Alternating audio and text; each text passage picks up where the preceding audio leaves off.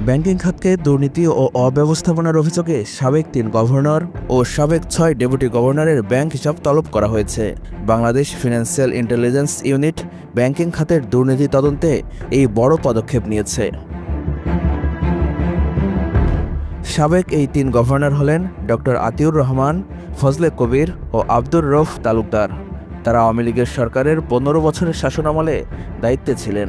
অভিযোগ অনুযায়ী তাদের সময়ে দেশের ব্যাংকিং খাতকে পদ্ধতিগতভাবে দুর্বল করা হয়েছিল, যার মধ্যে রয়েছে হলমার্ক কেলেঙ্কারি, রিজার্ভ চুরি, বিতর্কিত ব্যাংক অধিগ্রহণ, ঋণ নীতি শিথিল করার মতো অভিযোগ। ডক্টর আতিউরের বিরুদ্ধে রিজার্ভ চুরির ঘটনা ধামাচাপা দেওয়ার অভিযোগ রয়েছে।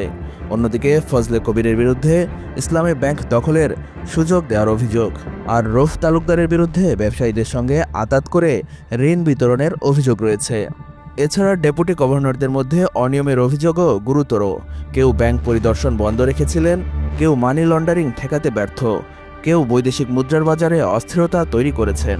এদের মধ্যে শীতাংশু কুমার সুর চৌধুরী ও মাসুদ বিশ্বাস বর্তমানে আইন বহির্ভূত আয়ের মামলায় কারাগারে আছেন। বাকিরা হলেন এস.এম. মনিরুজ্জামান, রাজি হাসান, কাজী সাইদুর রহমান ও আবু ফারা মোহাম্মদ নাসের।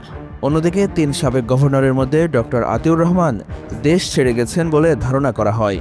ফজলে কবির দেশের মধ্যে রয়েছেন, কিন্তু প্রকাশ্যে দেখা যায়নি। আব্দুর রউফ তালুকদার ৫ আগস্টের পর আত্মগোপনে রয়েছেন।